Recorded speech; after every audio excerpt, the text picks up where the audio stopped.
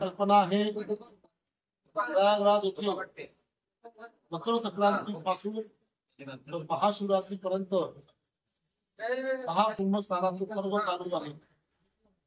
मी स्वतःही सहकुटुंब त्या पर्वामध्ये सम्मिलित होऊन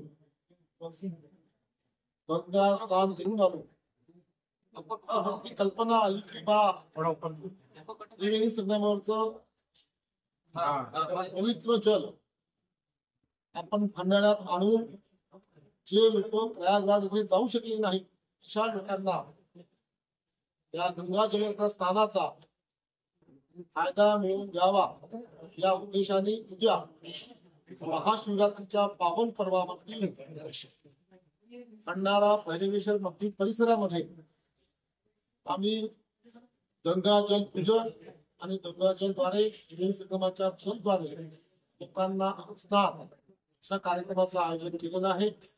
सखल हिंदू समाजाच्या वतीने भंडारा जिल्ह्याच्या वतीने हा कार्यक्रम होतो आहे। मी आपल्या माध्यमातून सर्व भाविकांना श्रद्धाळूंना आवाहन करतो त्यांनी या त्रिवेणी संगमाचं जलद्वारे स्नान घ्यावं आणि याचा लाभ घ्यावा असं आवाहन आपल्या माध्यमातून करतो आहे। धन्यवाद।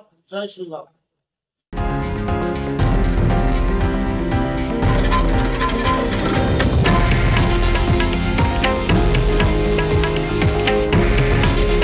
हे आहे देशातील नंबर 1 न्यूज नेटवर्क आणि आपण पाहत आहात TV9 मराठी।